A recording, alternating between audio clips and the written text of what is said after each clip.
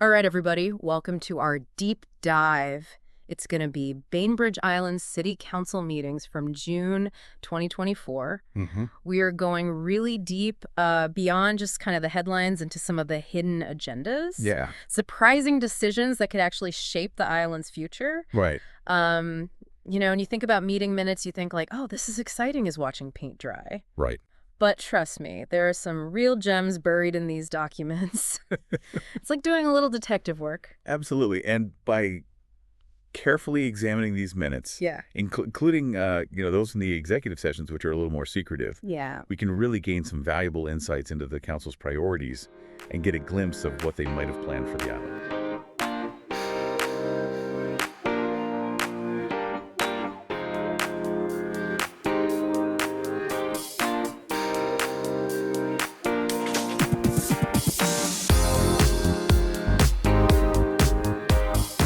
Okay, so June on Bainbridge, usually you think sunshine, you think farmer's market, but there was a fair share of council activity. Yeah. We had 2 regular meetings. Okay. And not just one, but 2 executive sessions. Interesting. All these closed-door discussions Yeah. definitely makes you wonder what they're trying to keep under wraps, right? Now, these closed-door meetings aren't just free-for-alls. Right. They have to follow strict rules. Right. And the one they cite, RCW 42.3.110, basically says they can only hash things out secretly if it involves really sensitive stuff. Yeah. Like real estate negotiations, legal matters, or personnel decisions. Which makes sense. You wouldn't want the whole island, knowing your next move. Exactly. Especially when it comes to something like buying property. Right. Which, by the way, is exactly what they were discussing in the June 11th executive session. The minutes mention selection of a site or acquisition of real estate, which sounds pretty serious. Yeah. And get this, they were also getting legal advice about potential litigation. Okay.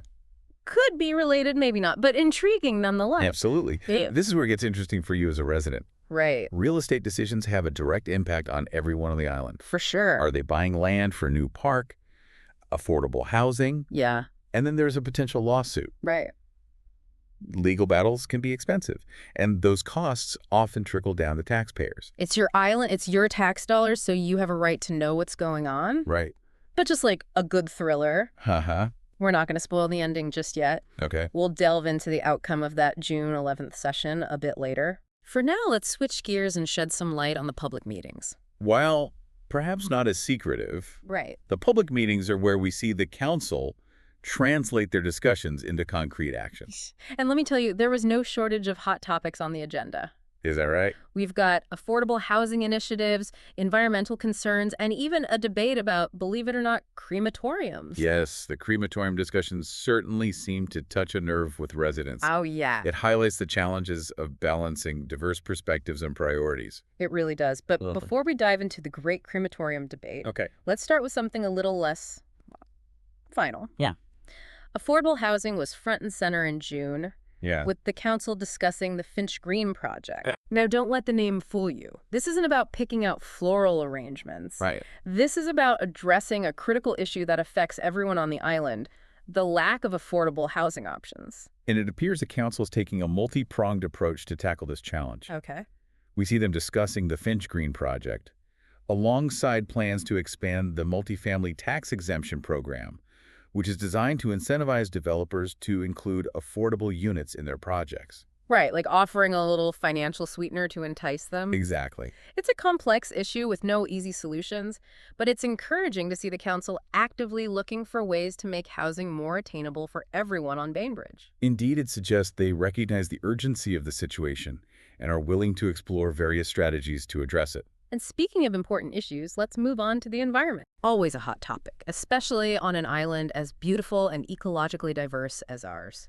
Absolutely. Protecting our natural resources is paramount, and it seems the council is taking that responsibility seriously. For sure, they reviewed a salmon recovery grant application because what's the Pacific Northwest without our beloved salmon? Right.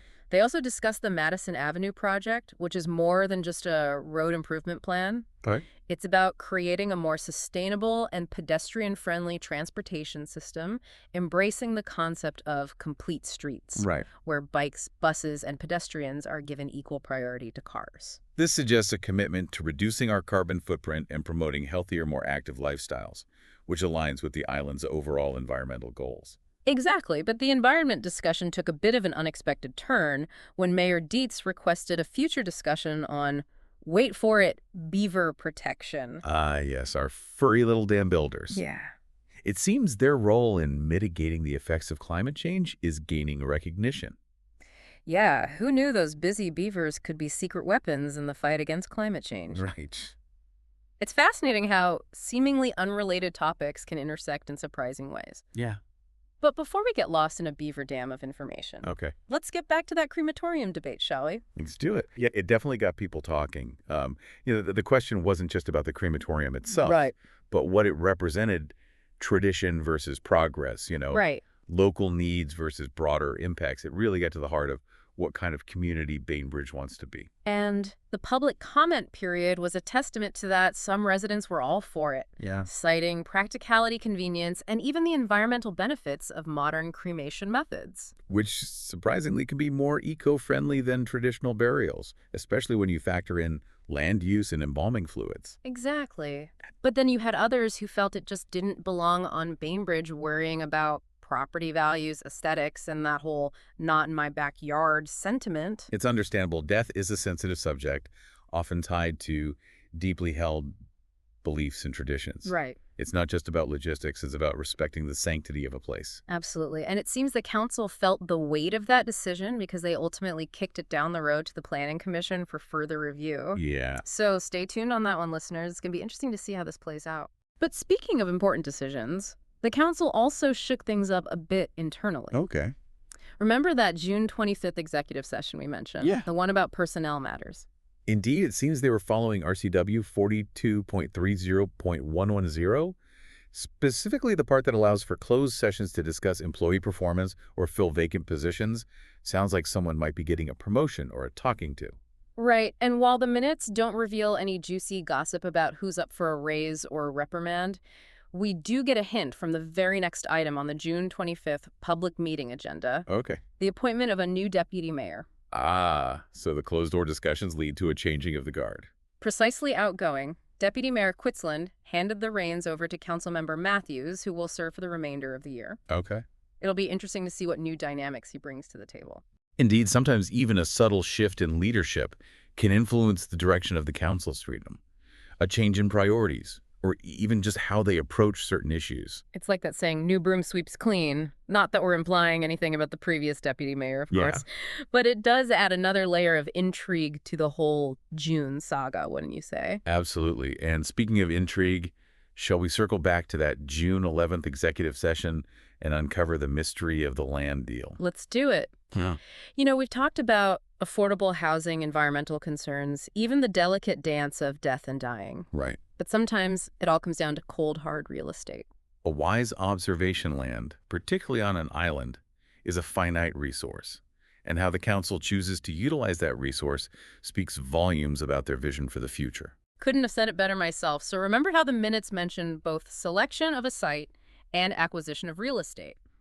That always struck me as deliberate wording, like they weren't just looking to buy any old plot of land. This was about something specific. A strategic acquisition, perhaps. Exactly. And it turns out they had their eye on a property with a rather intriguing name, the Notch property, located at 180 Olympic Drive. Interesting. I'm not personally familiar with that property. Well, get this. The Notch property used to be home to a bustling car dealership. You know, shiny SUVs, those inflatable tube men waving their arms. Yeah. But it's been vacant for quite some time, just sitting there waiting for its next act. And now it seems the city council might have big plans for its grand re-entry, but the question is, what are those plans? That's the million-dollar question, isn't it? The minutes don't explicitly state their intentions, but we can make some educated guesses based on the council's other priorities. Remember how much emphasis they've been placing on affordable housing. Could this be a prime location for a new development? It's certainly possible the location relatively close to the ferry terminal could make it ideal for residents who rely on public transportation, but we have to consider their focus on environmental sustainability as well. Perhaps they envision a mixed-use development with a focus on green building practices and pedestrian-friendly design. That's a good point. And let's not forget the potential legal issues they were discussing in that same executive session. Could the Notch property be somehow entangled in a lawsuit? It's certainly a possibility. We can't rule out land ownership disputes, environmental concerns. Even zoning issues could lead to legal battles. This is where things get really interesting for you, our listeners.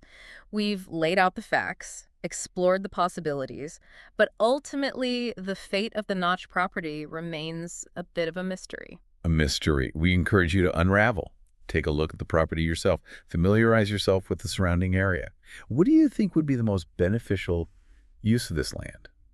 A vibrant mixed-income housing development, a sprawling community park, or something entirely different? And that, my friends, is your cue to put on your detective hats and do some digging of your own. Okay, so we've given you the lay of the land, so to speak. Right. But, the real insight comes from actually connecting the dots. We've got this, potentially pricey property purchase, Right. a council that is like laser focused on affordable housing, Yeah. a commitment to environmental protection, all this stuff. What does it all mean? Well, and that's the million-dollar question, isn't it? Yeah. And, we don't have a crystal ball, but we can look for clues in the council's past actions and their stated priorities. Right. Remember, this is a group that's not afraid to make bold moves, Yeah. whether it's pushing for, sustainable development or tackling these really tough issues like this crematorium debate. They're not just going through the motions. They're really, I think, actively trying to shape the future of Bainbridge. I think so, too.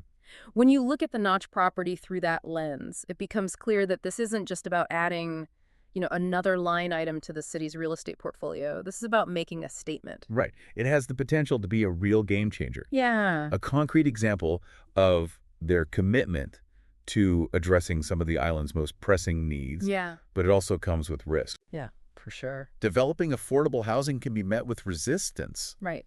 especially on a desirable piece of property like this. Yeah. And then there's a question of the potential litigation.